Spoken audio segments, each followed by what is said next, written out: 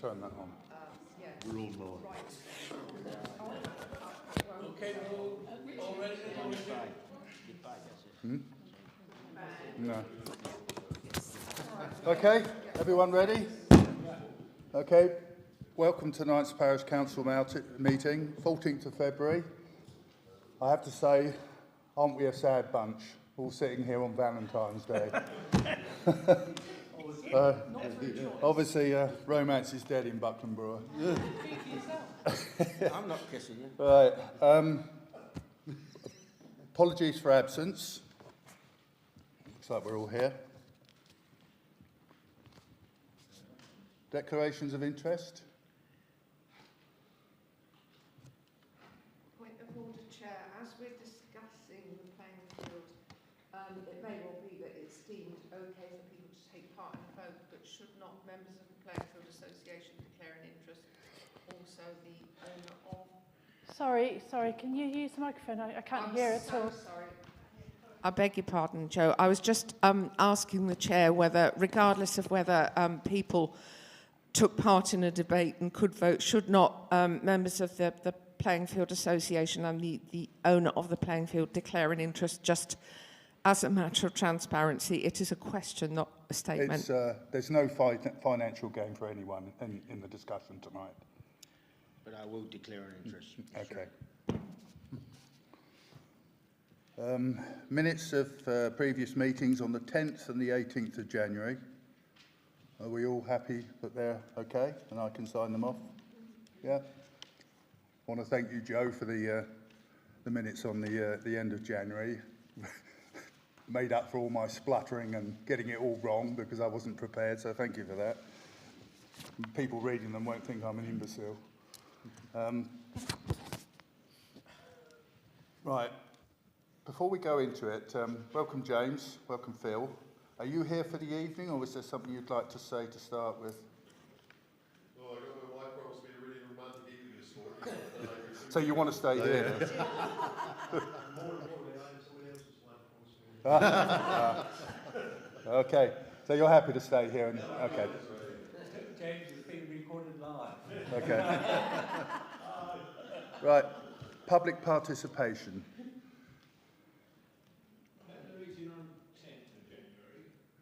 Hand went up first. Famous Chairman, have we any response or feedback on the pothole petition that was submitted, please? I think Joe might cover that in correspondence. There's something in there about the amount of signatures, and yeah. Okay. On the meeting on the 10th of January, there were two items about fox hunting on Thornhill Head. It just seems to have just died. Nothing seems to be done.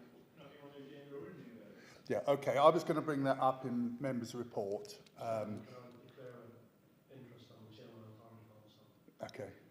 I was going to bring that up on members' report. Yes, I asked for those to go on the agenda for this month. But, however, thinking about it and talking about it, what we're going to do, Joe and I are going to work together on this so that we get all the facts and figures so that we can come to the meeting, and it will be in April now. It won't be in March. I'm away next month. Someone else will be here chairing it, so it's going to go on the agenda for April. And Joe and I will have worked together, and we'll have all the figures, all the facts, and then we'll be able to vote, and we won't have to postpone it. But it's not important at the moment because the hunt aren't going to use them all this season. The season finishes in March, but it hasn't gone away. We're still aware of it. Okay. Well, by that time, I would say the season is finished. Yeah, it will be, and they're happy not to be there. Yeah. Anyone else? Andrew, I know why you're here, and I was going to say to you that when we get onto that subject, more than happy for you to sort of engage then, if you had anything to say, so once you've listened to what's going on. Right, Clerk's report. Okay. With regard to the road petition then, if I start with that, we submitted in the region of 650 signatures towards that petition. It had to be submitted by the end of January. So as yet, there's no sort of status report as to how, any outcome of it. but there will be some preparation obviously before it goes through the parliamentary process. So I'm not anticipating we'll hear anything very much for a little while, but we did have a really, really good submission, and I have to say thank you to Anna Hill, because she put an awful lot of effort into it, and I think her collection was around 450 of those. So it was a huge task. So other items, just a quick reminder that the Alison Holmes meeting is next week, and I know that's an agenda item anyway, so I won't dwell on that. What date? Wednesday. 21st, Wednesday the 21st. The only other thing to mention really is there are a couple of requests for allotments, allotment holders wanting to put, one wants chickens and another would like a beehive. Now there is provision for chickens. I don't know where we stand with beehives, whether bees count as livestock. So Yeah, the very end lot had them, sadly they all died, but have had them. Ah, right, okay. So I don't know whether that's something that can just be agreed as a matter of course if there's a previous precedent, or whether you want it on the agenda for March. No objections? No, no. Sorry.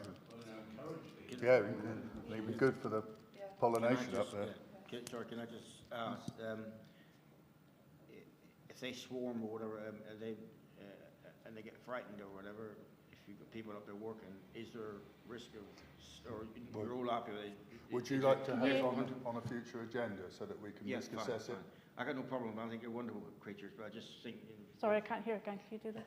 It's just a bit concerned about swarming. Ah, right, okay. So I just asked him I'll whether put he it on the wants it on a agenda. future agenda so that we can Fine. risk assess it. Okay, that's fine. That's all. Okay. I think that's it really. I've put a couple of other notes just for information on the correspondence list, but yeah, nothing else to make mention of. That's it. Okay, thank you. Number 180, decision to be taken whether the parish council should take on the responsibility for the ongoing upkeep of Buckland Brewer playing field, and whether to incorporate the playing field association as a Buckland Brewer Parish Council subcommittee. A couple of pieces in there. It's to do with the grass cutting, which the Parish Council have been paying for. But we've got a presentation tonight from Hen. Very quick presentation. All I would ask is you would let Hen finish the presentation, no interruptions, let her finish, and then if there's any questions, we'll ask them at the end. Okay? Thanks, Chair. I became chair of the Playing Field Association in November 2023. I've spent quite a bit of time reviewing the situation and generally getting my head around things. I'm also aware that the playing field is finding it increasingly hard to raise sufficient money for day-to-day costs and also for longer-term projects. The parish focus in more recent times has drifted more towards the new village hall and the amenity field, and the playing field is getting a little bit like Cinderella. The new amenity field has inadvertently taken much of the focus away from the playing field and the north end of the village. The amenity field doesn't allow dogs and, crucially, is an area designated for the air ambulance. The summer fete takes place on the amenity field, and although both green spaces appear to be well used by parishioners, the playing field does not attract any commercial income. It could be argued that the playing field should be covered by public spending under the precept in order to protect it going forward. In fact, the parish council is already funding grass cutting, and this cost has already been incorporated into the precept. Going forward, the insurance could be incorporated under the parish council insurance for a much reduced rate, and this is obviously something that we can be looking at. The Buckland Brewer Parish, the Playing Field Association has also struggled more recently, despite huge efforts on everybody's part to engage with the local community in site days, have not taken place as planned due to lack of interest. Although fundraising has been very productive and well supported at times, for example the Jubilee, ideas for fundraising have also not got off the ground, and we suspect this is partly due to many other competing events in the parish. It is difficult to envisage this changing going forward. This is a great shame with an expanding population, a new footpath joining the new housing developments with the playing field. The adult fitness equipment in the amenity field is regularly used by children and young people, so there's clearly a want and a need for provision of equipment for this age group. Additionally, there is a need for this to be considered in a joined-up approach. I've spoken at length with one of the trustees, David Brown. It is felt that as the current trustees are all getting older, sorry Andrew, now would be a good time to get the parish council to become trustees of the lease and continue with the remaining time on the lease. Obviously the PC could look at setting up a subcommittee which could still include non-parish councillors, much like the allotment committee. The PFA has money in its bank account which could be transferred to the parish council, and joining forces could reduce some costs as mentioned before. Members of the current playing field committee are still keen to raise money towards its upkeep, but having the playing field under the guardianship of the parish council gives greater security going forward and a more joined up approach to providing outdoor amenities for all ages. Thank you, Anne. Yes, David.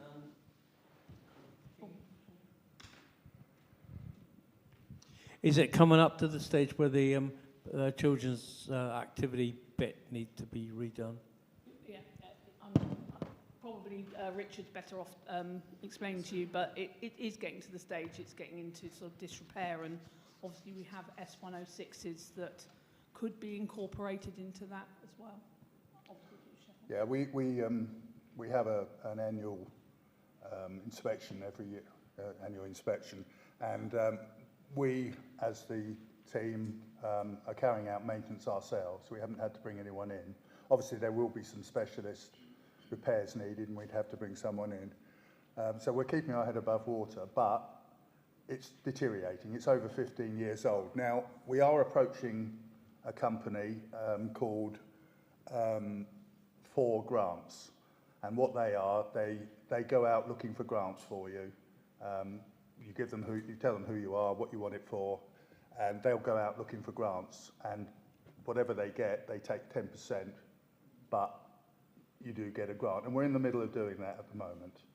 But it is, you know, it's getting to a point where that we won't be able to. We'll have to close that unless we can do something else.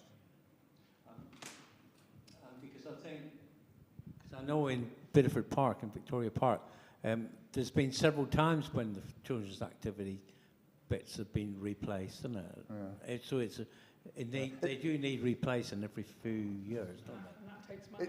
It's not all doom and gloom. The castle up there is in great condition. Yeah. Well, it's 1,000 years old, isn't it? Anyone else? Anything to say? I mean, in principle, do people like the idea? Not at all. No? I think it's far too onerous for future parish councils. We may or may not feel we have the energy. Thank you, George. We may or may not feel that we have the energy here and now, but what we're doing is visiting it on future generations and asking the entire parish to take on the burden of this. Moving forward, I'm not convinced that it's reasonable nor fair. That's just my own personal view. Mm-hmm. Anyone else? Something to say? Yes, Mr. Chair. Sorry. I was going to say, it's times are hard, and we're already having problems having to decide about the what is it, poll tax or precept and things like that. And I don't know that it's the council should make the decision. It's probably a community thing because, like you say, we don't own it. But it's going to be putting pressure on everybody. And we seriously need to think about that. You've done some work on the constitution and the committee. I mean, yes, there is a land isn't owned by the council, it's owned by the landowner sitting next to me. But there is an agreement in place for another 150 years or so, isn't there? 160 years. And the committee and the trustees are there to make sure that the agreement in the lease are kept up. And I don't see any real changes there. I mean, what do you think, Andrew? You're a trustee. Are you feeling the same as David, where you feel you've had enough now? Firstly, I'd like to say I don't know whether you should have declared an interest or whether you want to make it. That's a little bit not tickling.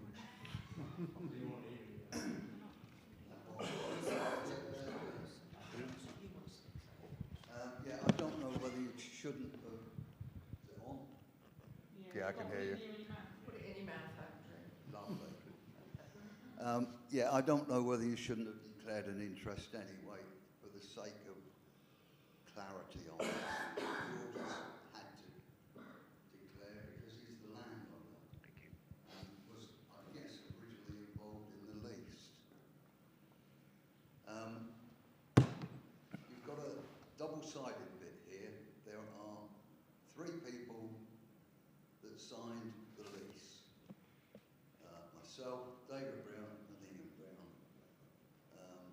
Legally, the field and the lease belong to us. You as a playing field committee are a working committee with no legal rights to do anything, bar run the field. Yeah, I agree. That's your lot. Mm-hmm. I'm the youngest and I'm 75 this year. We are going to have to do something different. I've got an operation coming up maybe later on that I might not even survive, so that will force the issue if that happens. But if you're trying to do it for money, I don't know whether that's the right way to do it or not. If you're doing it for title, that's a different ballgame.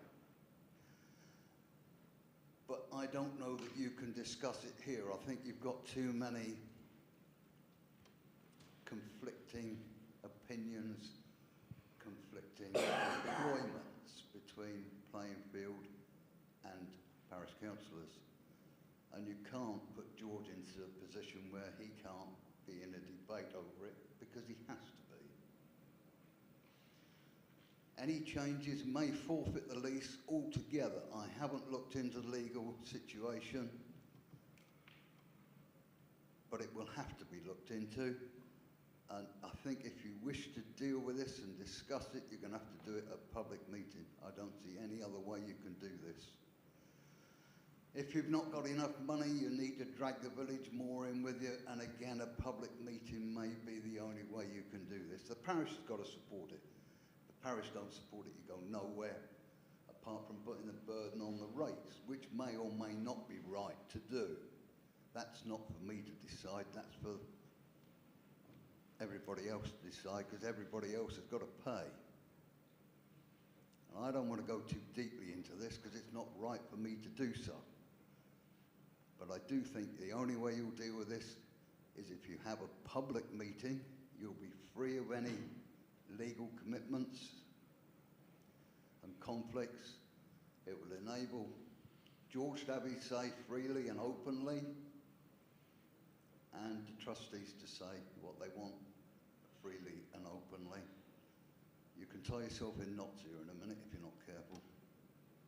Oh, we appreciate it was going to be maybe a little bit contentious, but we wanted to put it out there. Yeah. We wanted to put it out there and just see what people think. I'll be honest with you, I didn't expect a vote today. I know it said decision, but I didn't expect a vote. But I know Henna's worked very hard on this, and she's been working with David. I'm not arguing with work. I did quite a bit of work myself. Oh, we know. We've seen the history. No, you don't. Well, we've talked to David. Yeah, we know what the work went into it. I used to cut the grass. I cut the grass. I used to go around and buy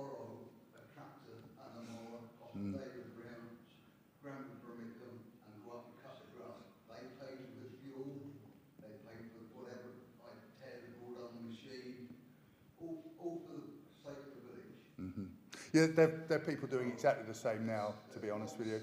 In that committee, there's still people who are working hard as volunteers to do similar. How many thousands of pounds it cost David for a lawn? We've seen some photos, haven't we? We appreciate what he's done.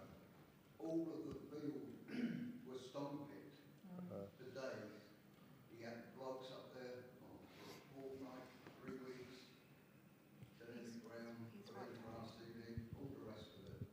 Mm. So there's been a lot of work that you may have seen all bits, but you haven't seen a lot.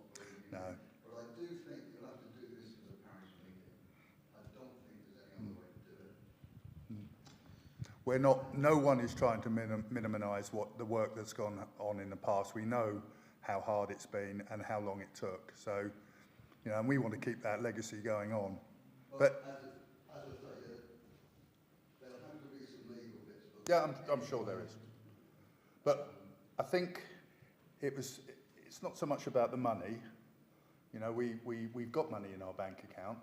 It was talking to David, you know, he's come to a point where he feels that it's time not to be a trustee anymore. You know, he'd like to pass it on.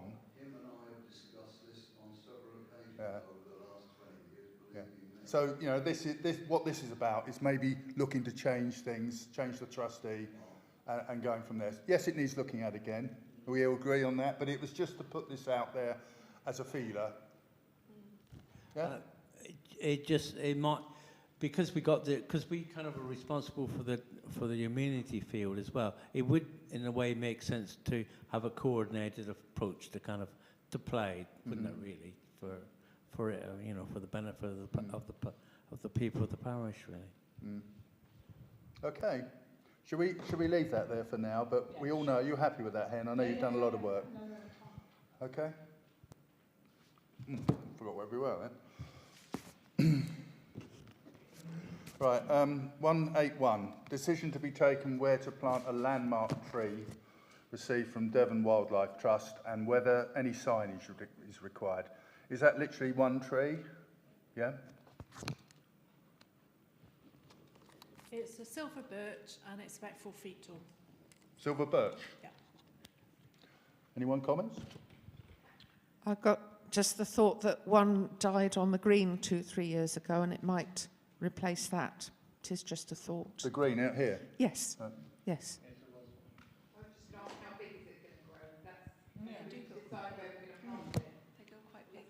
Silver birches are what they use for coppicing, so it could be cut back and then it would grow again. Yeah, it is a coppicing thing, isn't it? That, yeah. Right. Any thoughts? No? Replace the one on the green?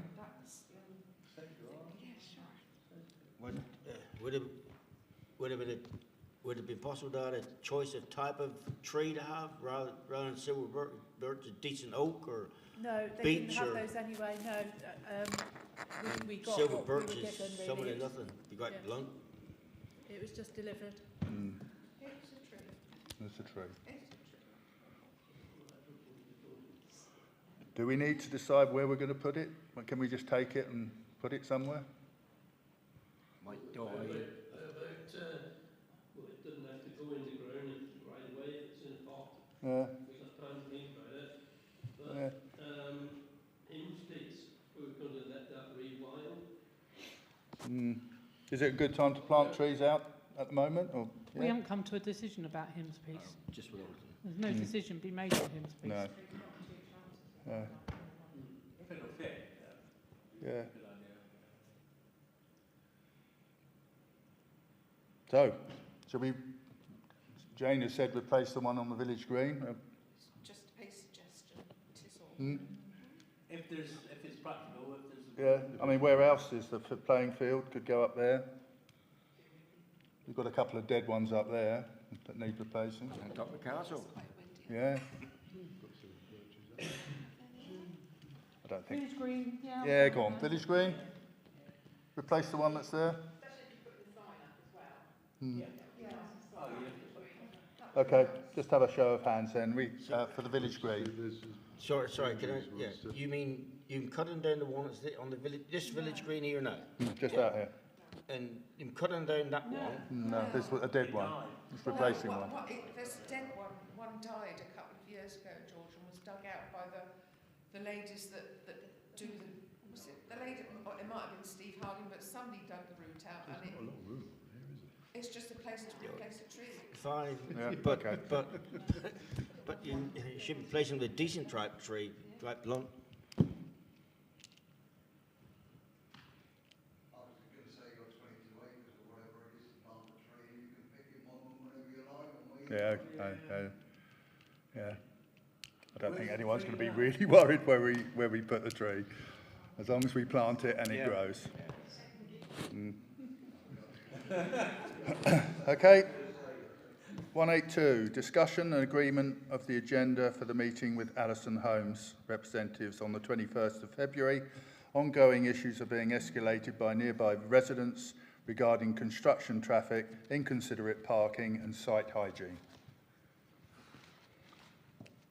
Chair, can I bounce this one basically on the Parish Council Facebook page? There's been a lot of upset. I'm sure Kath will.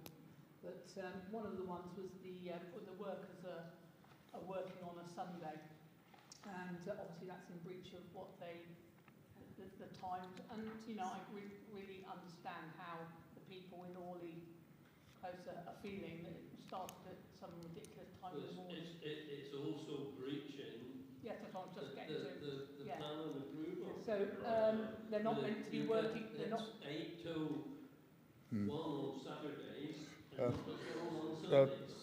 Yeah, I appreciate what you're saying, Trevor. Trevor, while people are discussing, you shouldn't really interrupt at all unless there's a point of order. So if you let Hen finish, then come back to you. Yeah? Thank you, Chair. Basically, they put on the Facebook page that they were working all day Sunday. They had started quite early in the morning, and other people have brought up this point of that they aren't meant to be working on a Sunday. Also, the lorries are driving over the grass, leaving in a terrible state. I can understand how people are feeling down there along the local roads. I've noted that the cleaning lorry has been going up and down during the week, but I think the main gripe last week was the Sunday working. Really upset people. I understand that. Trevor? Yeah, so I spent last Thursday. Well, first of all, I drove down there and parked up and sat outside and watched what was going on. And there was a scaffold lorry came out and a van from the same firm. And the moment he crossed the gate, he went like a hare up through the village, up through that bit. And all the mud was flying off the wheels. And I stayed sitting in my car, took 1 or 2 photographs, which I can let Joe have in tomorrow or whenever. I couldn't believe it. So then they saw me there sitting, the site manager and the foreman, I suppose it is, and he come out and he said, "All right?" I said, "No, not very well. Watching you carrying on here." So it was mud everywhere there, and the telehandler, it's not like an ordinary lorry, is it? You can imagine agricultural tires. He's going to and fro, and he said, "Oh, well, Coles is going to come and sweep it up tomorrow morning." I said, "Well, it's always another day, isn't it? Not today." And well, yeah, he said, "Well, I'll sweep it up tomorrow." So I went in and had a cup of tea with Joan, and I could look out the window and watch them. Well, they came out, they got a sweeper on the front of the telehandler. There was more mud falling off the wheels of the telehandler than what he was sweeping up. Right. So I hear what you're saying, Trevor. Yeah. What we're trying to do at the moment is just agree an agenda for. Well, the that was meeting why I yeah, brought and I it totally up. agree with you, and that should go on the agenda. And you'll get a chance to tell them. Will you be available next week? I hope so. Good. That's good. Yeah. So, I think, did you pick all that up, Joe, what we need to put on there? I think, I mean, you've highlighted it all here, and I think, you know, that's right. Do you want to say something, George? Yes, is Councillor Pennington listened to all this, and Councillor Morris listened to all this? This would never have been allowed to happen in the eastern side of the country. You'd never see all this happening. Is that... Oh, no. Yeah, I'm sorry. Yeah, you don't. There must be somebody in Torres District Council. If I squeak, I get a message from Torres District Council. So there must be somebody to uphold what the regulations are in there, and it can stop them doing all. Well, A, working on a Sunday, and B, it's got to be recompensed somewhere. You were waiting to speak. Okay, yes, I was going to make it in my report. Yes, sorry. You've got a strong voice anyway. Yeah, just to say that I've had several complaints come through on my email, but I've not heard the one about the Sunday working, so I do apologise that I've not picked up that one at all. When I come through Buckland Brewer, I always drive in through the pub road down to the site and see what's happening. I've heard of several reports of vehicles parking in around Orley Close and into the site and mud on the road. I was there yesterday when I was passing through, and I was there on the 6th of February passing through and went in both times. There was nothing in Orley Close at the time, and there was no mud on the road at the time. And it comes back to enforcement. There is a management plan, as Councillor Mills has said, and you would like to keep the pressure on, because you've always sent me several pictures of what's been going on. If you see something going on, take the picture at the time, because that is the evidence that we need if you want to follow up on enforcement. I can go in there, if I've not seen it, I can't actually say anything about that, but I am coming out and looking at it. But on the Sunday thing, I think we are really upset. I'm not really upset that they are working on a Sunday now and nobody's... They've taken videos of it. It's on our I can forward it, well, I'll try and forward it Right. to you, but it's on our Facebook Parish Council I page. do apologise, I don't do Facebook very often. Okay. Because I've got 12 parishes and I've got a TDC website and I've got a own email. If you need it, I'll find some way of forwarding it to you. That's right, but if you can forward it to Torridge Enforcement as well, with the picture and with the time, and you've got your meeting on the 21st of February, which I'm welcome to come out and attend, and I think you've got the immediate thing here about what's happening at Buckland Brewer, but I think there's lessons to be learned as well for other areas. Saying that, I don't think we're going to be seeing so many developments in the future as we've seen in the past. We've seen houses built everywhere. And the uniqueness of this situation is you've got a lot of houses in a narrow village, and that is what it really has exacerbated the situation. And if you haven't, I'll go back and mention it again. I am upset by the Sunday working, because at least you should have one day a week that should be, should be quiet. And they know that they shouldn't be working on a Sunday. And whether it's a subby or not, that I think should be the main contractor enforcing what the rules of the management plan is. So I am hearing what you're saying. I'm sure their answer is likely to be the appalling weather has set them back and they're trying to catch up, but that's no excuse. Well, they've got to put that into their plan, and then their financial situation, that falls back on their side. They have a duty. Sorry. Sorry, Sally. Also, a parishioner has approached me about the builders tipping rubbish out of their car in the car park on the footpath up to the green. So I think that needs to go on the agenda as well, please. It was all tidied up and then they're just tipping it out of their car. So. But at the last playing field meeting, someone came along with some photos of lumps of meat that have been left around. That may come up in the next issue, but yeah, big lumps of meat have been left around, lying around, that whether they were poisoned or not, we don't know. On the new grant. Yeah. So. I'm happy to attend on the 21st if you wish me to attend. Good idea, I think. Yeah. Yeah. I think it would. Okay. Also, Do you think we've got enough things for them next week? What I need, is photographs, and don't just send it to me. Sorry, let me have the microphone again.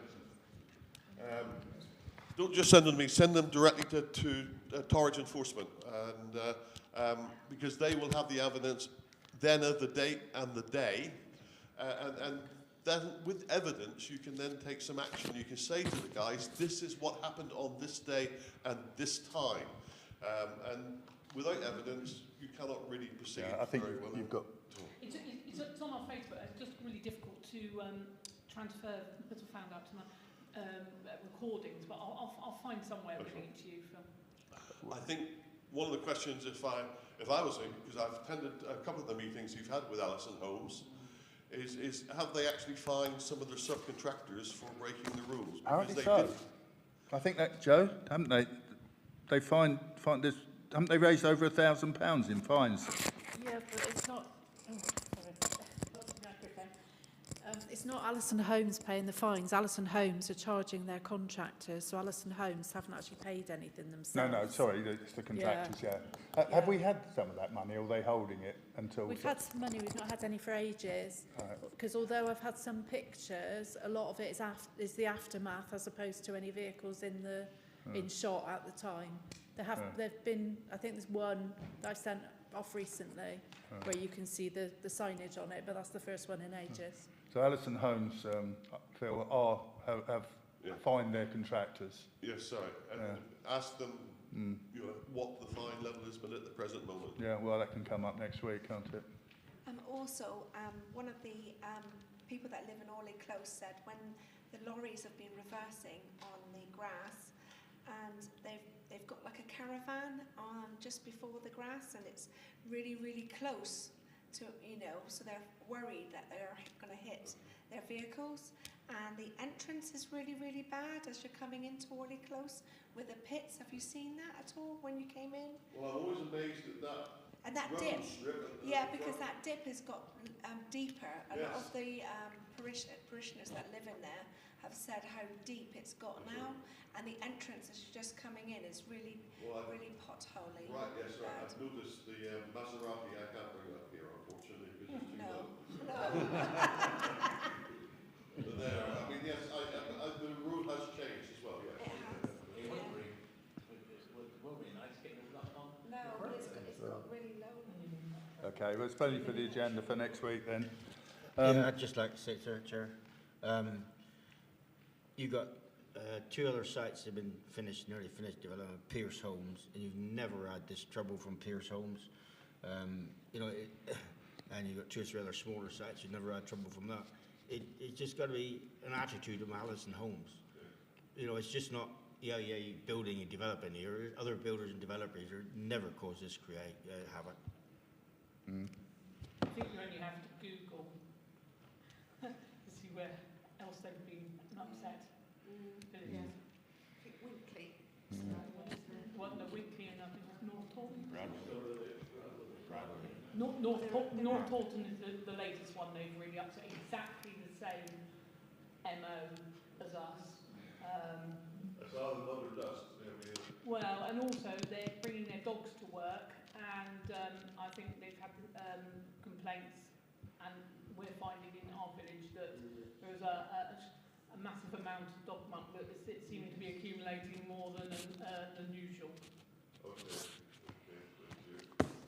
I think it's going to be a lively meeting next week then. Okay, moving on then. 183 then. 183, rat infestations have been reported by parishioners.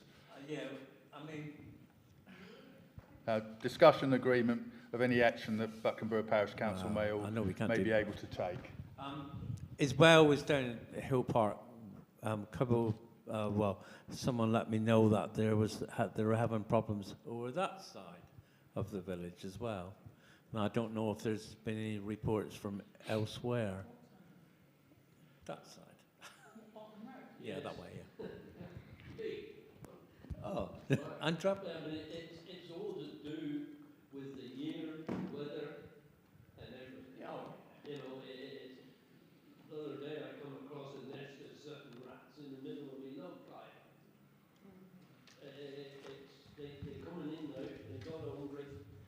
Oh, it's all right. Do you want to really listen to my grim reports?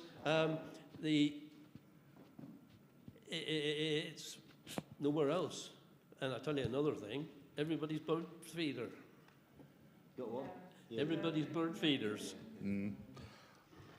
sorry, I'm not can I? sure we can do a lot as a parish council about it, other than give advice about rubbish and where rubbish is stored, and food waste, and as you say, bird feeders.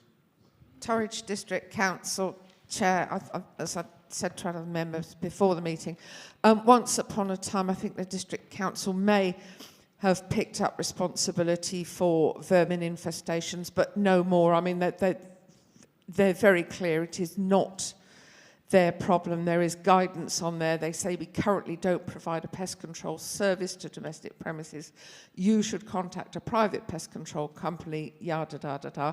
What they say, they can investigate and take enforcement action if necessary. Significant infestation of pets arising from neighbouring land or property, and public health issues, e.g. pests in a shop, restaurant or workplace. They're very clear on the usual advice, which is what you've said, don't leave food out for birds and other animals. If you're doing it yourself, make sure that you follow the instructions. But this is what's on the website. I don't do Facebook, but I heard my name being chucked about again as well on this. Yeah, we got 34,000 free-range eggs. We are tested every 4 weeks for Salmonella and E. coli. We have a rat person around every 6 weeks. We have to have a line code on each one of our eggs to prove what is there. And I can assure you that I was accused of it coming from the chicken sheds. Our chicken sheds are modern sheds that are insulated and kept clear, and we have to clean it out. We get inspected 15 times a year on our chickens, and audit probably twice a month most times. Some's unannounced and some's announced. So it's nothing to do with us. But in Sunday's Telegraph, or I don't know which one of the papers, there's an environmentalist who does all this chuck your waste in a pot and I forget the name, whatever the stuff, anyway, and build it up for humus and all the rest of it. And he opened up, he keeps the place spotlessly clean. He opened it all up and 35 rats jumped out of it. When you start putting piles of green and food and for natural, put it down so you put back in the soil, they will find everything and anywhere. So that's where it's coming. People more and more putting all these things. So when you do one thing well, something else happens. So that's where it's coming. I don't think there's any. No. I don't think anyone's been pointing a finger at your chickens, to be honest with you.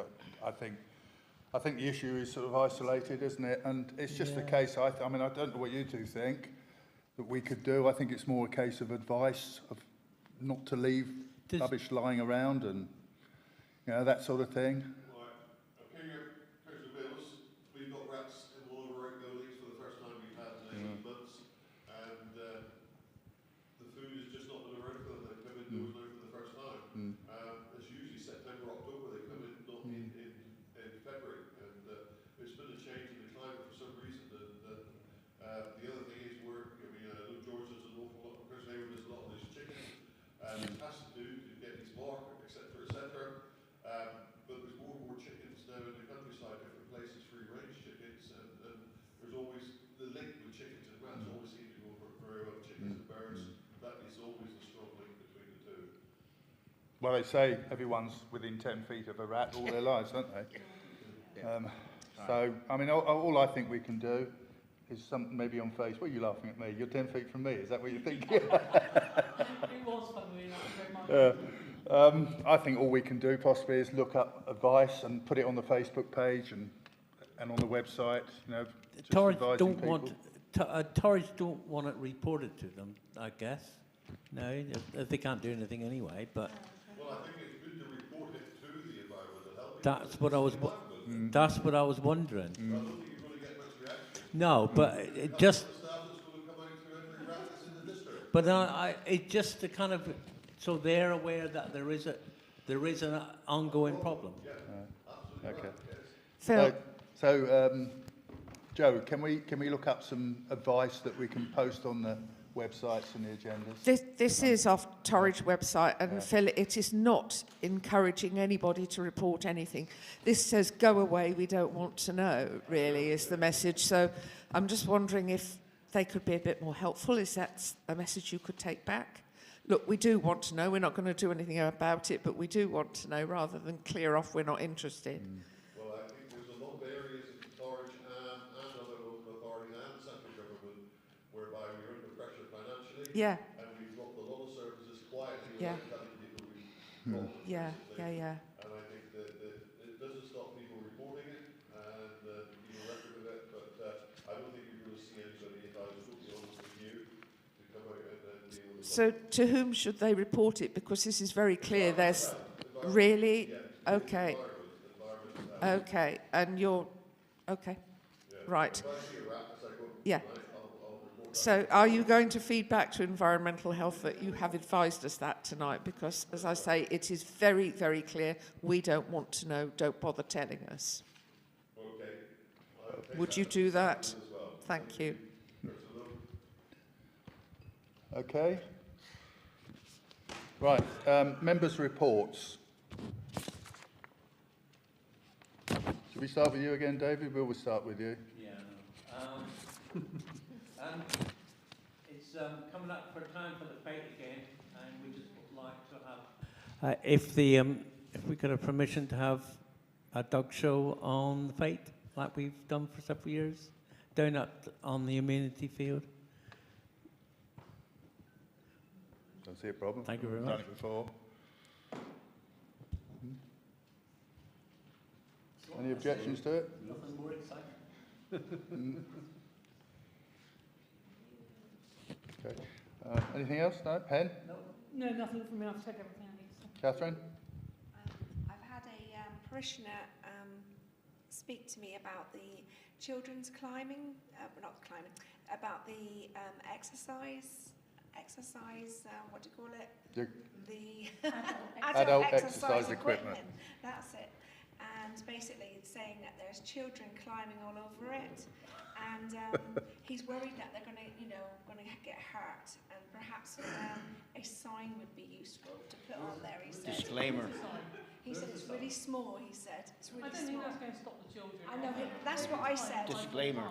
I did bring that up, but he just said he was worried about getting, if liability and what would happen and things like that, and just said about a sign. That was all. I just said I would mention it. You're laughing there. You got a funny story? There is a sign already there. There's a little small one, he said. But there is a sign. Yeah. Okay, thanks, Kath. Nothing for you? With a height restriction on it as well. So it's up to you, Trevor. Go up. Oh, sorry, Sally. You're not sat in line. Sally? There's a new thing come just through from Torridge, which Phil probably knows about, and it's new guidance to help farmers through the planning process. So you can get this information from Torridge District Council website. So it's farmers in Northern Devon and can now benefit from new guidance before submitting planning applications, thanks to a new document from Torridge and North Devon District Councils. The councils have produced a planning advice for farmers guidance document to assist those in the agricultural industry with the submission of planning applications, as well as providing advice on permitted development of farm businesses. It also gives advice on when applications are required and what a good planning application looks like with the respect of new farm buildings, slurry storage and engineering operations. It also looks at what is required for those looking to diversify their business, including through renewable energy and the conversion of buildings or development for tourism. So yeah, it can be found on the Torridge website, and I just thought it was a useful bit of information. Okay. Is there any way you can scan that and send that around to us? I can forward it. Yeah, that'd be good. Trevor? I'm just wondering about Thornalead and the aerial. Any outcomes on the Mars. None. On what particular part of Well, Thorn? the one on the I call it the cell net, isn't it? The mast. On the mast. You mean the access? Yeah, yeah. Have we made any contact, Joe? I've not heard anything else back from Cellnex. I corresponded with them probably about 4 weeks ago, just to say, is everything resolved now? I've not, because I got an email from them saying, have you done anything? And I said, I'm waiting for you. I'm waiting for you to come back to me and tell me what you are expecting to be done. But I think they have multiple people looking at it, and it keeps pinging out people's diaries. So it's not all very joined up. So at the moment, nothing is happening. I'm not initiating anything. Did you get anything back from Hicks and Co? Sorry? Did you get anything back from Hicks and Co? They're still trying to find people to do the work and not managing to get anybody to do the work. So as and when we've got somebody, then yes, they can incorporate that. But at the moment, they haven't got anyone. Okay, all right, Trevor. Is there anything else? Yeah. Go on. Nothing else. Oh, nothing else. Sorry. Yeah. Jane. Right, what a surprise. Yes, a few things. Really, the same old whinge fest about erosion of rural facilities. People may be aware, but unless there is a successful injunction in the High Court this week, all of Devon will lose its mobile library services on the 29th of February. I've been watching the various websites and my Devon Live feed. I can't see that this has been heard. There was a stay of execution during December. This is a case brought by Michael Moore-Pergo and Cheryl Cottle-Hunkin and various others, but I'll just keep people informed. It's all a bit late. It's very sad because we have parishioners who use that mobile library, and it looks like it's all going south very quickly. Secondly, the Hill Park adoption. Bit of a story, bear with me, you'll say, why have I bothered? I'll explain in a minute. I spoke to Paul Knox for Pierce, the developer, about 3+ weeks ago, who gave me some contacts. I've written to Meg Booth at Devon County Council. I've written to Greg O'Brien, Head of Sewer and Services Adoption, Southwest Water. He and I had a telephone conversation on Monday. I explained to him how fed up we were and pull your finger out, chap, and all this sort of stuff in a polite way. He did ring me because he said he was going to follow up with an email that was clearly written by a legal department and bore absolutely no relationship to what he said to me on Monday. Just to remind people that Southwest Water, this is all legal costs and it's reflected somewhere in our water bill, but they are distancing themselves from any responsibility for this road adoption, saying it's developer-led. So I had a further telephone conversation with Paul Knox from Pierce yesterday, a he said, she said situation. What I'm trying to do is facilitate the end of an impasse between Pierce and Southwest Water, and it's early days, but I have actually identified a sticking point and opened up discussions, and I'm now party to that conversation. Paul Knox has proposed a solution, and if there is further information needed by Southwest Water, which they say there is, then for goodness sake, say what it is and they'll provide it. Concern with the Devon, the only winner in this, of course, is Devon County Council, because they're not picking up the tab for the road maintenance or for the electric light charges now. There is no evidence to suggest that these cost savings are being passed on to us. They may, of course, be, but they're being very silent on this, and I've not had a word out of Meg Booth. The reason I've done this is because it is our job as a parish council to do the best we can for our community in the small way that we can. We are at significant risk of losing our bus. I previously advised I'd attended a webinar with John Hart, and I challenged him and said, can you guarantee our bus? And he said, frankly, no. Use it or lose it. Get on with it.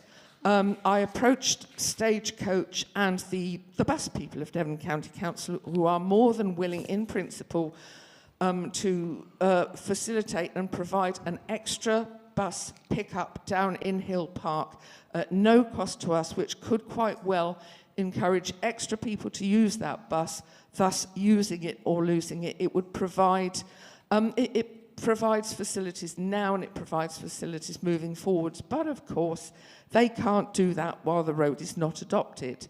Further to that, Councillor Haywood said, well, I need the road adopted because I've got salt spreading or whatever it is activities. I need to get my wagons and bins down there. So that is why I've got involved. And all I've done is knocked heads together, folks. So we watch that. Moving on to devolution deal, we've got our county councillor here tonight. 6-week consultation period started on Monday the 12th. It goes on until the 24th of March. I've got now a website address because I was trying to find out who was being consulted, when, what about, what information have we got. I'll circulate this website address, but it may well be that Councillor Morris will be able to expand on this and explain to us far better. It doesn't bode well to me, but it's devontorbaydeal.org.uk, and that gives people opportunity to vote, etc.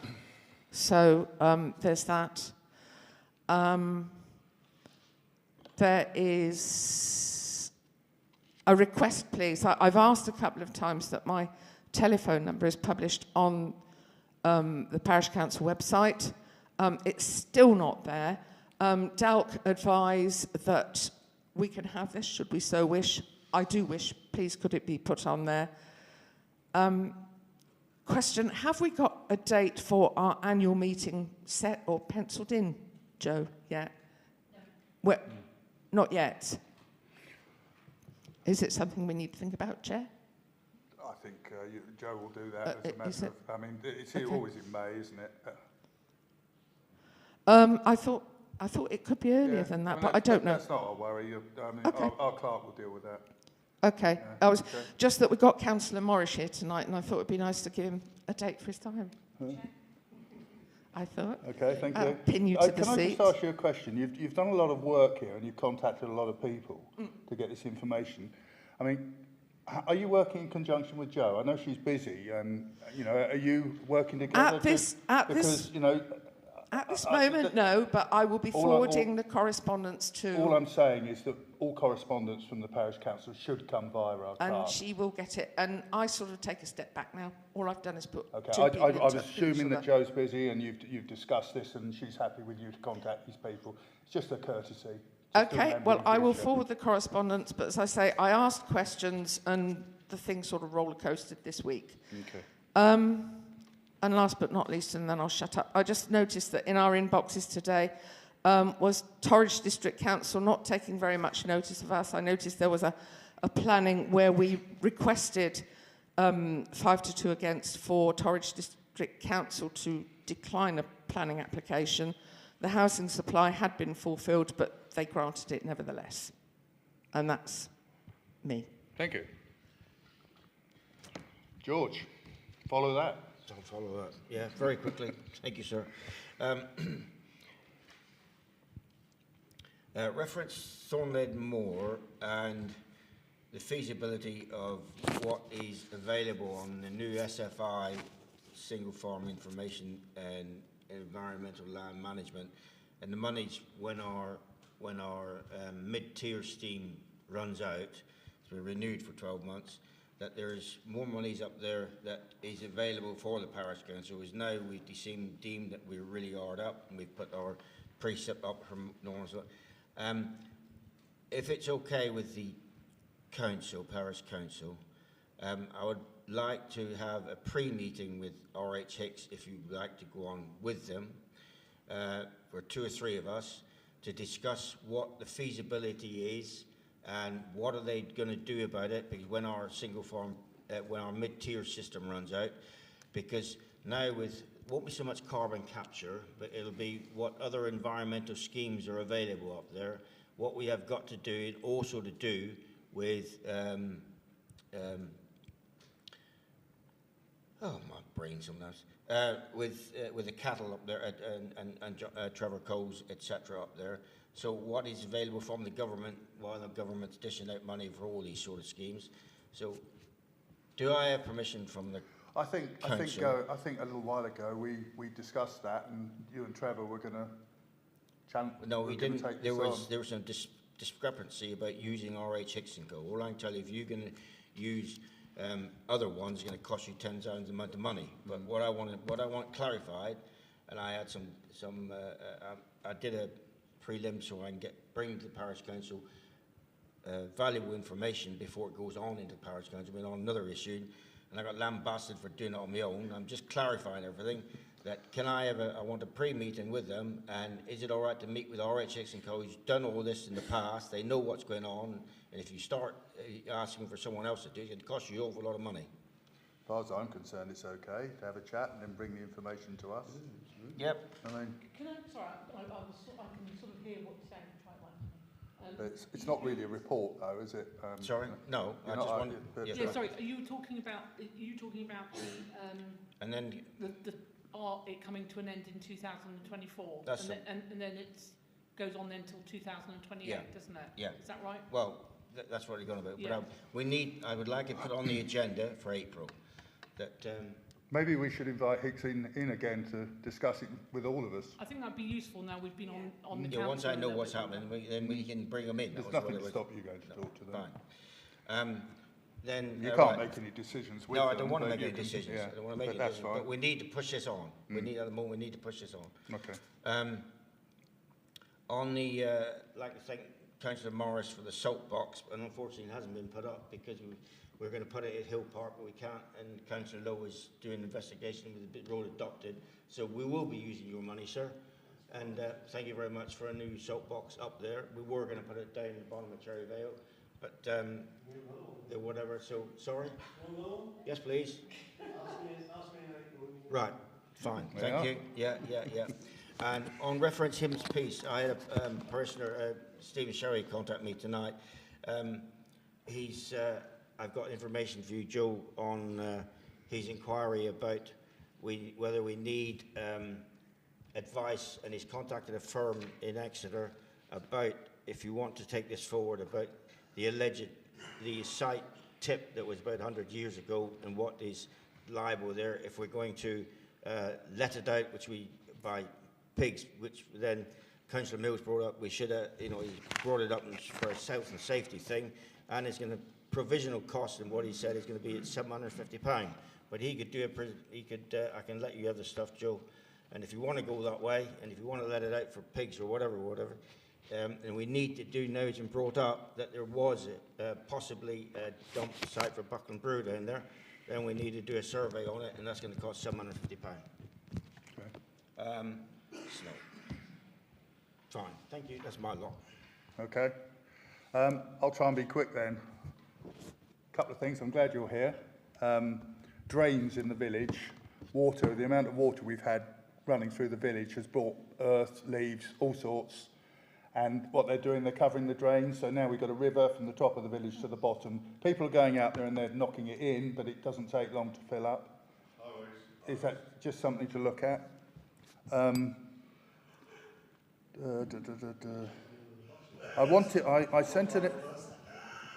sent an email out some time ago about the emergency plan and a grant that was available if we were to adopt one. That runs out. We have to, if we're going to do it, we need to get that on the agenda for next month if you want to. The grant is £1,500 if we have an emergency plan in place, and our colleagues in one of the other parish council use the money to buy those aluminium jackets and things that they use after marathons, to keep people warm. They're very easy to store, they're very small, and they also bought some sort of charging device that holds power that you can charge phones and various things on. They use that with their grant, and it seems a waste if we don't use it, if it's there. Are you saying that's part of the emergency plan? No, that's just a grant we get if we have an emergency plan. Yeah, I know. Yeah, but it has to be done by April. So what we would need to do is try and adopt the emergency plan on the agenda at the next meeting, and then Joe, assuming we can agree on it, then we go forward and apply for the grant. That's what I mean. I know, but we need to. I mean, it may not be possible, but there's two. The only thing that's holding us up is where the whole, you know, and if we can come to an agreement in 1 month, then we can move forward. Yeah. That's all I'm saying. Okay? So we're putting that on the, Mr. putting that on the agenda for March, are we? I would like to see it on there, but I mean, Fine. that's only me. What, for the emergency Yeah. plan as a whole? I mean, it's all, Joe and I worked on it, so, Yeah. and before But I there became was a town councillor, so it does need to be. I think what you've got to do, I mean, it's not really for discussion now, but you had two options. This building became the hub, or the village hall became the hub, and that's all you've got to decide which it is. That's what we're going to decide. That's all you've got to decide. And you know, whichever one you decide, then we've got an emergency plan, and we can claim the grant. Yep. Yep. I say you because I won't be here. I say you because I'm not here next month. And just the last thing, Black Horsefield, the compensation that George and I chatted to the guy about, we've not had that on the agenda to agree. Can that be added to the next one? That's it for me. Right, District Councillors' reports. District, go first. You go first. I'll go first. Okay. So see, it's James here. I'll do the microphone so you can all hear me. Right. I was going to talk about devolution, but James is here. And all I'm saying to him, get as much money as you can for towers from wherever you're going to get it from, please. So you will talk about it more in a minute, no doubt. So I'll leave that with you. Councillor Coles, you talked about your paper. Thank you for that.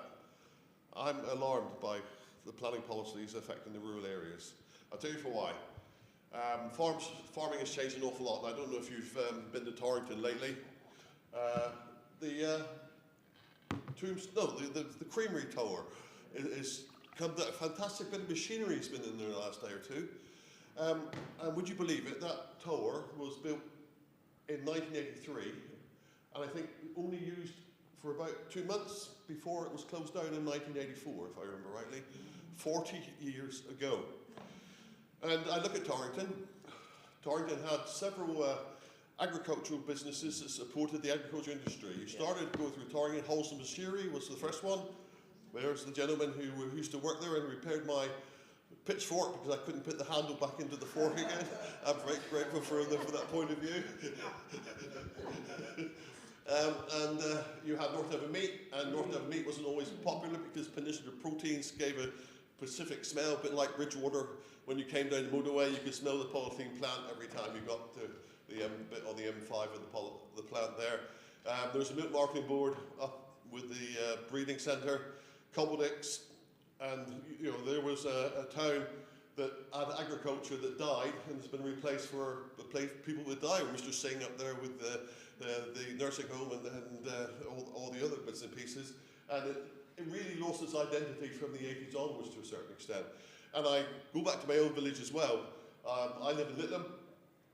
Interesting. We've got the same green fields as they were 40 years ago, but we've had such social change you wouldn't have believed it.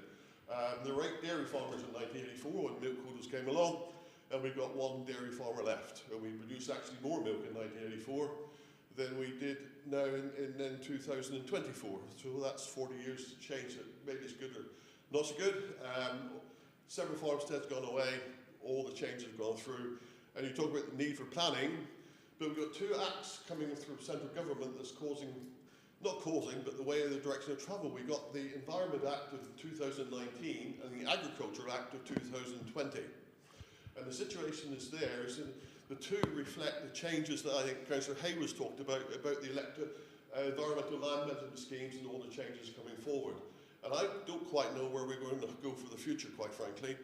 And we've got a thing about biodiversity net gain as well. So if London Airport wants to build the 4th runway, they're not going to put their net gain there. They're going to buy 500 acres somewhere in the West Country or in Wales to say that they've had a net gain, okay, but they can still fly to America or wherever. And what worries me for the rural economy when we come to planning is that we're going to lose jobs here because it will be the jobs won't be needed, and the jobs will even go more towards the central urban areas. So we talk about levelling up, but the reality for rural areas is quite negative actually. So I can talk a lot more about that because I've got a motion going before full council on Monday about planning, because I don't want to run down towards planning, but I've got a farm that's not in this ward, and he wanted to improve his slurry system because the Environment Agency needed to increase his storage from 4 months to 6 months, but because Natural England imposed the application, it was refused.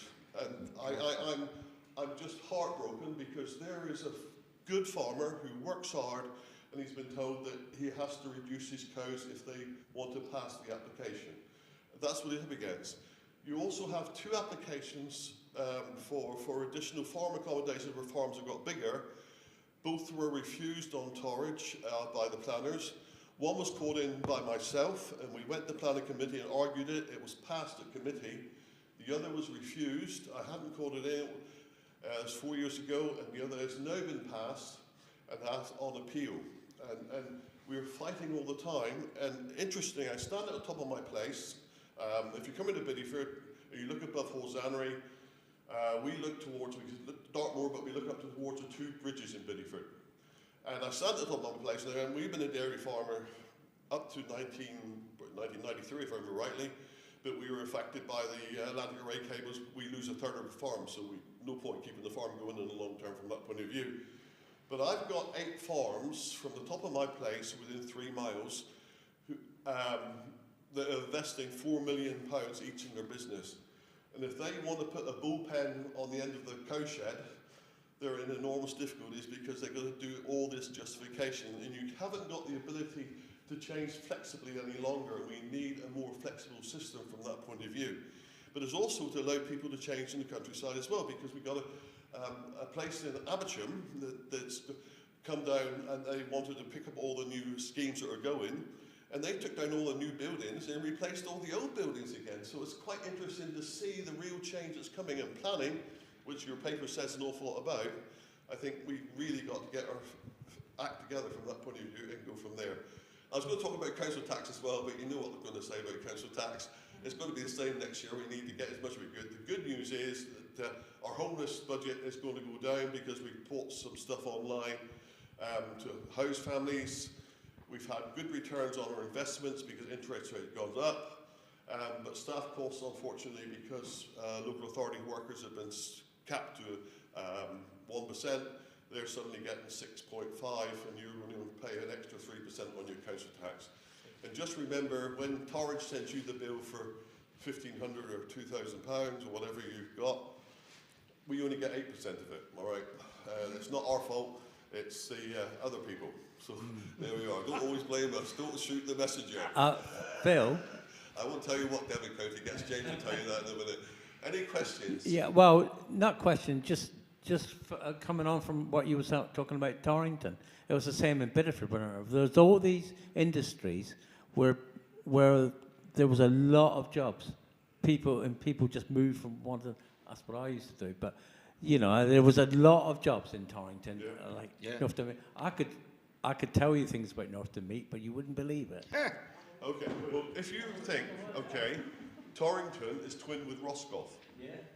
And Roscoff, there was a guy called Vernovic who was really keen to get his cauliflowers to Covent Garden and the Paris market. It's about the same distance, and he needed a ferry. So they built the Roscoff deep water port, and that's where Brittany Ferry started. It's an incredible story if you think about it. And you look at Torrington, we've not been able to develop anything and move forward, and you think about Roscoff and what's happened there, and go and see how their industry for agriculture has changed. We seem to be a little bit behind the curve, unfortunately. Quite frightening. They have got seaweed, though, Phil. Sorry? So Roscoff has got seaweed. Have they got seaweed? That's their biggest industry, and it's seaweed for iodine. Is it really? Yeah, it is, yeah. Sorry, I know that because I've been there quite a few times. Yeah, I've been there several times. Slept several nights in the car. Yeah. Okay, any, George? England's biggest seaweed production is off Heartland at the moment. Is it really? Yeah, and it's going in with what I got to say, the Torridge have done a fantastic thing down in Evans Yard, doing this computerized whatever. and they're and they're investigating more seaweed coming off there. Anyway, what I was going to ask, just put it, Councillor Pennington, we went into a bit of a rugby club on Saturday to see the rugby. Thank there. you, yes, Jordan. I enjoyed it. On a Sunday, a bit of a rugby club, I've got 12 junior teams, 3 coaches per team. In the matches, the car park is full. We are nearly, none of our coaches get paid anything in there. This is nothing to do with Buckland Brewer Parish Council, but there's kids here going to a bit of a rugby club. And when you go to park there, you can't park anywhere else.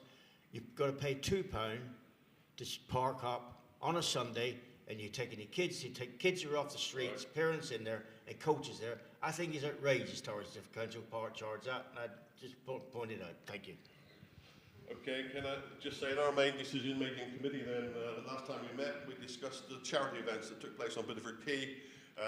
Interesting, because Devon County has got on-street parking, and Torridge District Council has got off-street parking. So where the crane is on the quay, that's Torridge's. And where you can walk up and down the quay, where you park on the yellow lines, that's Devon County. So foolishly, we've got 2 sets of traffic wardens, and one can't do the other's work, etc., etc. Absolutely mental. But that's just the way.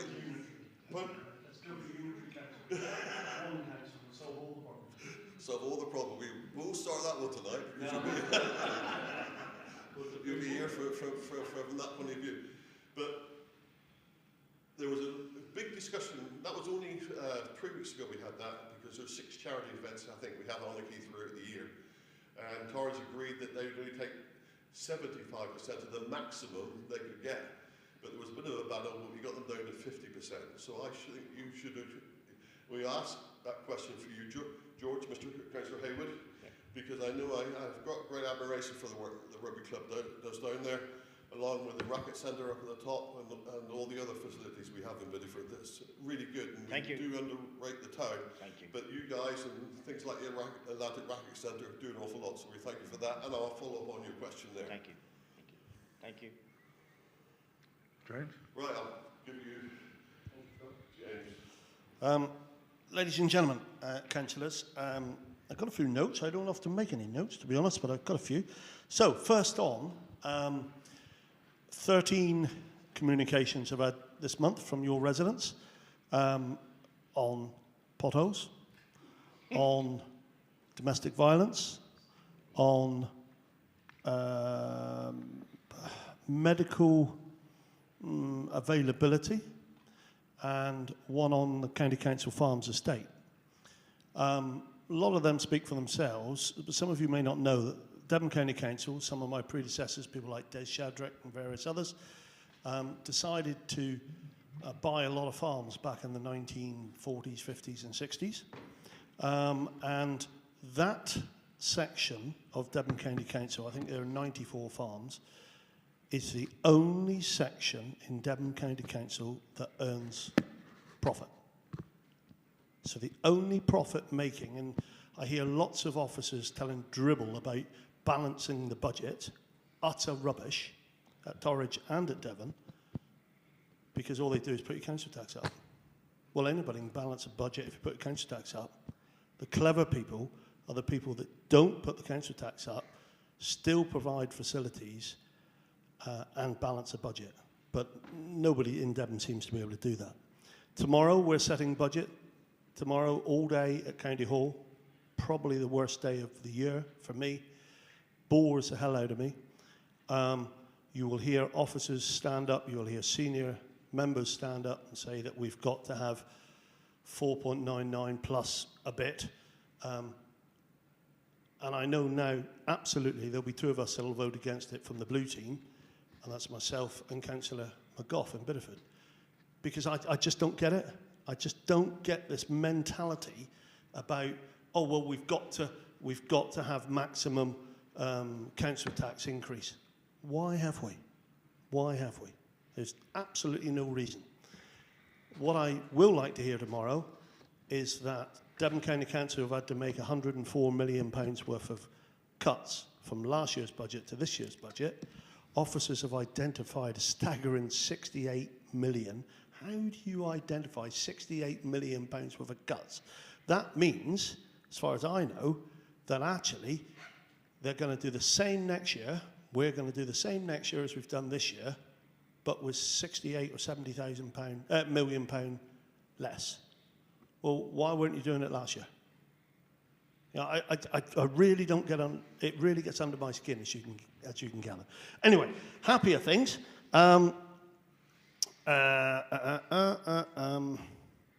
Yeah, let's talk about the rural area of Torridge and the area that I represent, which is from here down to the edge of Launceston.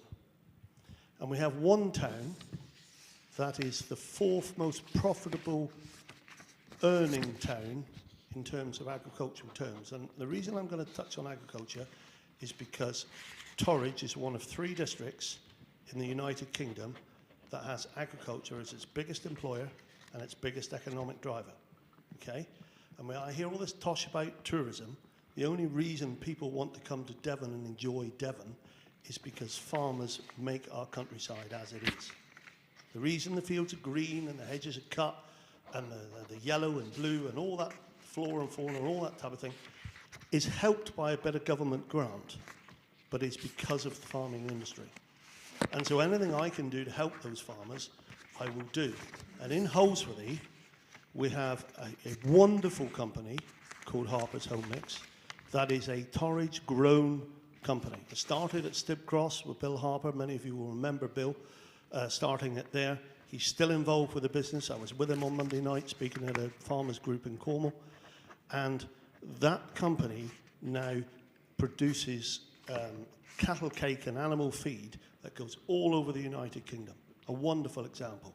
You've got Andrew Simmons there, who is one of the best and the most professional tractor machinery dealerships anywhere. So although I hear, sadly, my own town of Torrington, people have taken their eye off the ball in Torrington, and quite frankly, that's what's happened, and Torrington's become a commuter town. Holsworthy has risen from the ashes, and I believe actually has got an awful lot going for it.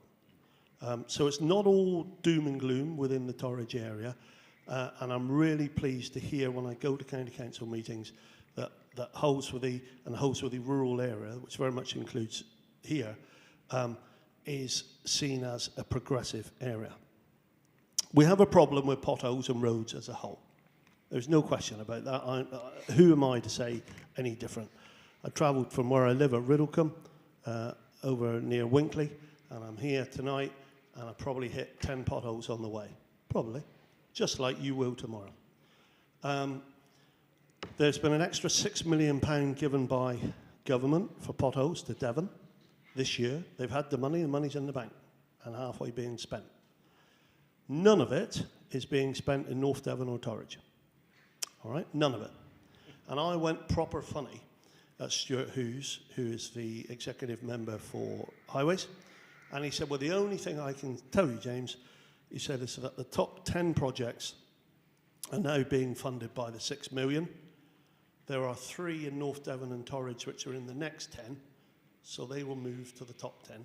So in effect, we will have a quicker service on some of the money that's being spent. But the truth of it is as many councillors told me over the years, that it's all about hands in the air.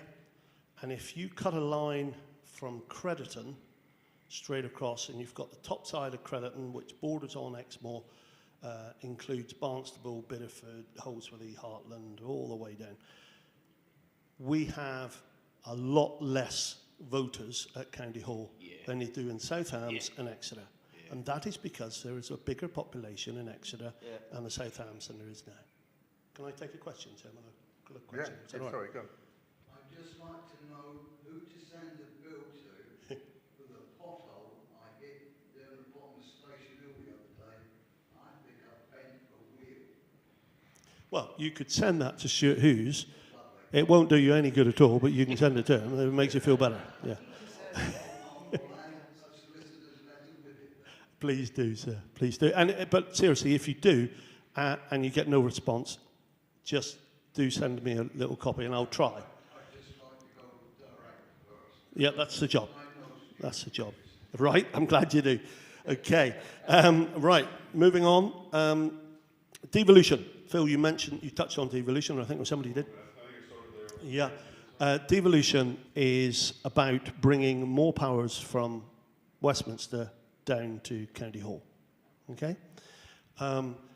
Cornwall went on their own, and I sort of jokingly, said to Phil just now, how about let's put one council together so that everybody can go to one council rather than two. There's an awful lot of duplication, but that is for another night. So in Cornwall, they have got one council and they've got their own devolution deal. For the whole of Cornwall? For the whole of Cornwall, okay. In Devon, Devon is slightly different because we have two unitary councils within Devon. We have Torbay and we have Plymouth. And what they are is they are their own masters of their own destiny. They collect all this money from their own people, and 7 or 8 people on an executive council choose how that is spent.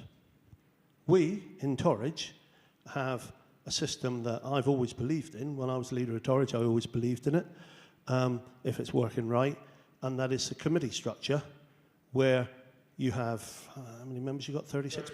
36 members, God, remember that. 36 members, and all 36, when it comes to voting for things, have a 36th of a power. And nobody has more or less than the next man or woman. That's right, Phil, wasn't it? Yeah, at the moment, yeah.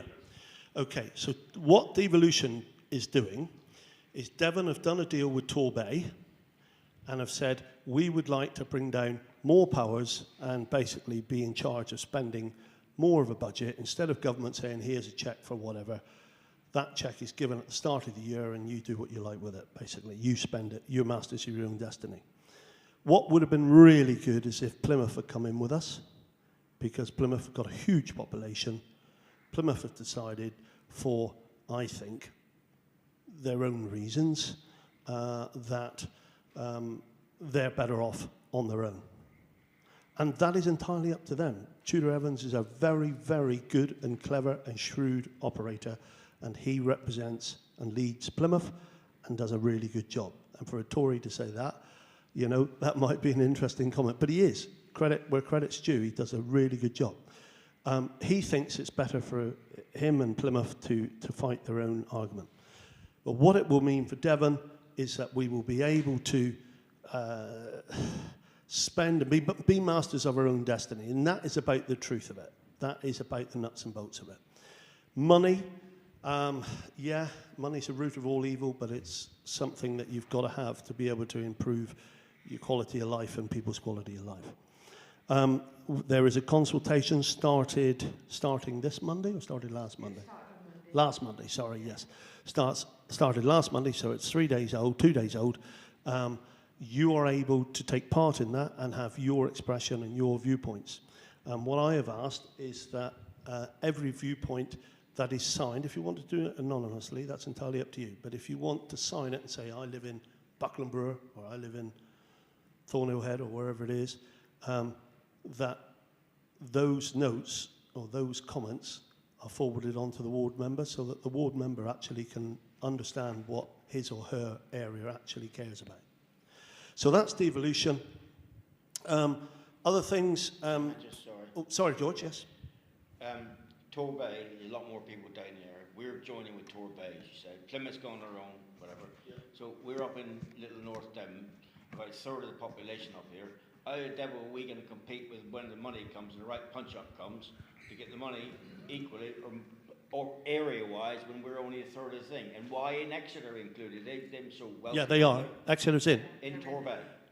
Yeah, Exeter is Devon, if you see what I mean, George. So they're in with us. So they're in with us. Yeah, so all of your districts. Then you got Exeter down in South Devon, pinching all the money like it ain't going to come up here. How are we going to compete with them? Well, that is a big challenge, isn't it?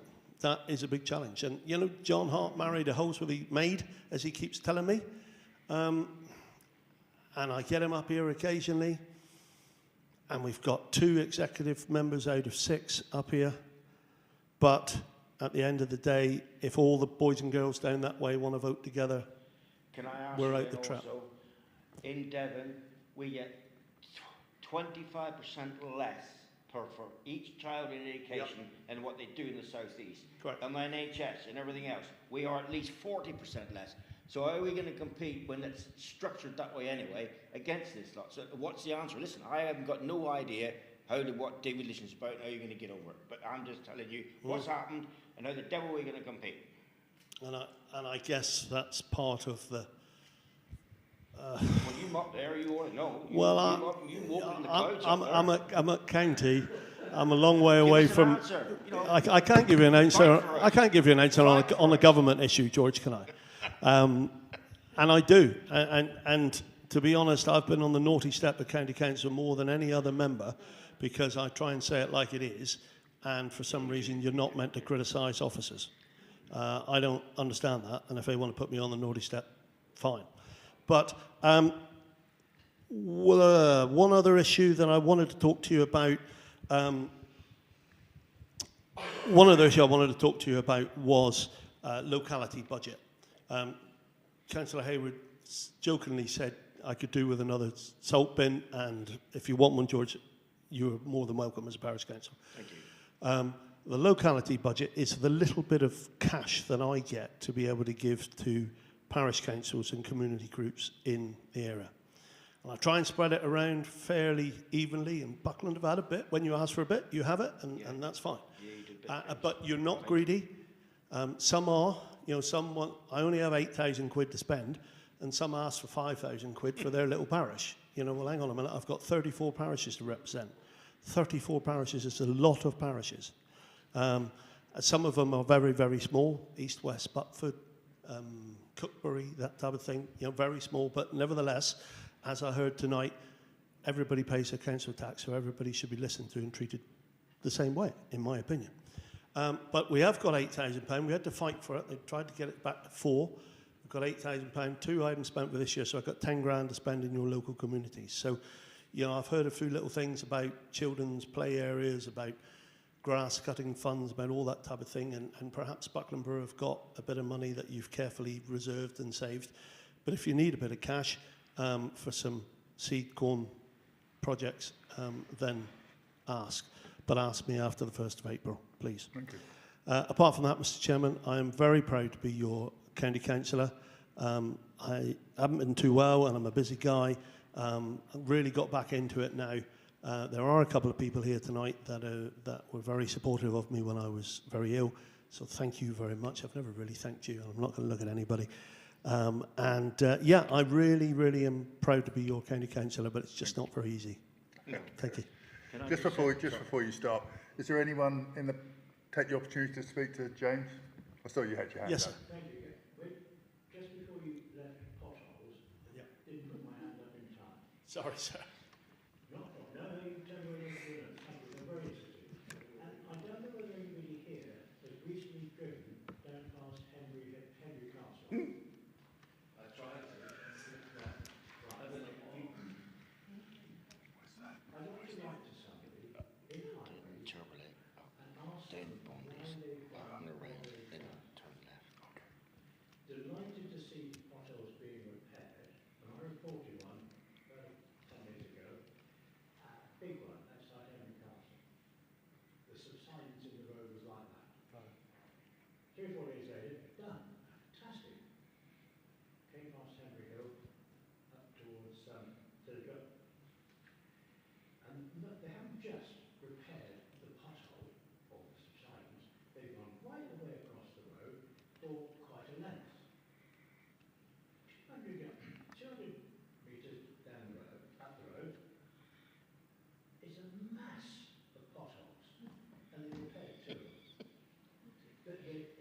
I could not see the logic in spending all this money repairing reasonably good tarmac, and round the corner, it's like a minefield. And they've selected 2 potholes and repaired those. And it's kind of like, who can I write to? I hear it all the time, sir, to be honest with you.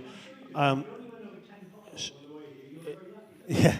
I thought you lived next door when you said that. But so the person in charge, as an elected member, okay, like me, the person in charge is Stuart Hughes, and he is cabinet member for highways. I'm sure he's very busy. Somebody in highways Yeah, well, he is the elected person in charge. The officer in charge is Meg Booth, and she's at County Hall. So if you write both, they're both at County Hall. If you write that to whatever you want to both of them, you will find them. I was thinking of further down the line, some of the highways that actually... Yeah, your neighbourhood officer, so each district area gets somebody who just looks after Torridge and so on. There's a chap called Tristan Allen, Allin, at devoncountycouncil.com, .gov.uk. But if you just put in Tristan Allen in Devon County Council search, you'll find him. But he is your neighbourhood officer. All right? Thank you. Sorry, Go on. Yeah, one of the Buckland Brewer Parish Council, Buckland Brewer Parish, don't just put their hand down. We're the only parish in the country that when Devon County Council can't get here with the snow, we organise our own snow spreader and keep the main highways going through for Buckland Brewer Parish Council. Because they don't get here until about 5 days after we snowed in. I just thought I'd let you know that. George, Councillor Hayward. We don't put our hand out. Chairman, just one thing I would like to ask you. A few years ago, you were having a little bit of an issue with your post van, the post office van that turns up, or did, I presume still does, in your village. I've got a neighbouring, nearly neighbouring parish that I was at last night who's having some serious problems. How did you overcome your problems? I mean, I remember I tried to wade in and got told to move on, but what happened? I don't know the answer to that. Who did you approach is what I'm trying to say. Did you go to Woolsbury? Is it all linked to Woolsbury? Sorry, sir? No, it's run from Woolsbury. Right. But it is a serious risk. I mean, the feedback is that this van is on its last legs or last wheels, or however you want to put it, and the service is being incrementally reduced. We've now only got 3 times it turns a week for an hour, and I understand that it's one of very few left in the country, and there are no plans to replace these things.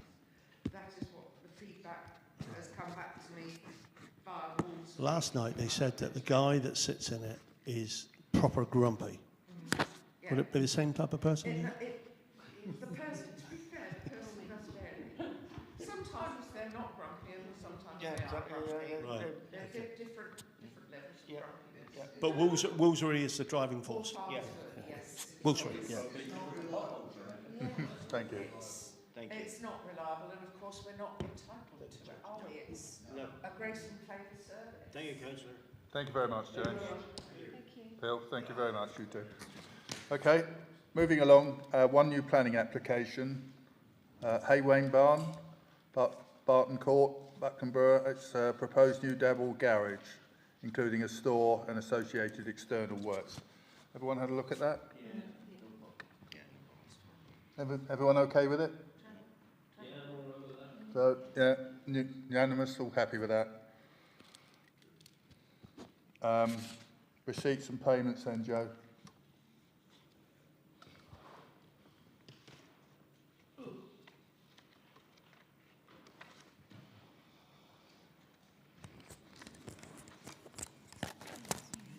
Tangled up. Right. I've turned this round a little bit because people were saying they were a little bit confused with how the information was presented. So you're getting the same information, just cut a slightly different way. So I've split it into general funds and what I've just headed up restrictive funds. So that's the Thornhill Hub monies. So the general account, we have £33,262.52 in the bank account at the moment. After I take off outstanding cheques, it's down to £30,425.75 as our cash book balance. The savings account holds funds for the general account and also for Thornhill Head. So of that 27,500 that's in the savings account, currently 16,500 is general funding, I've put that is under review because obviously we've been having a discussion around the Thornhill Head monies.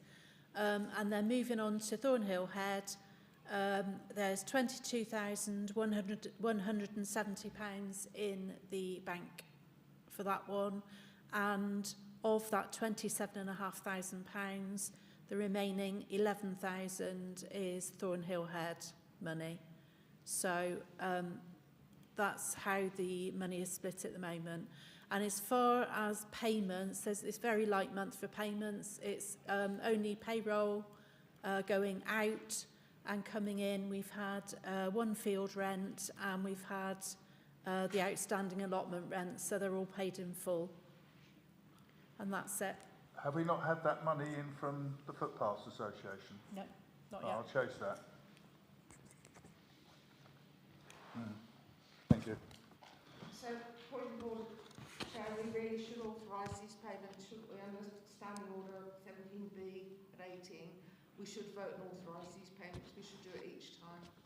Well, I thought we'd agreed to delegate the control of the finances to our clerk.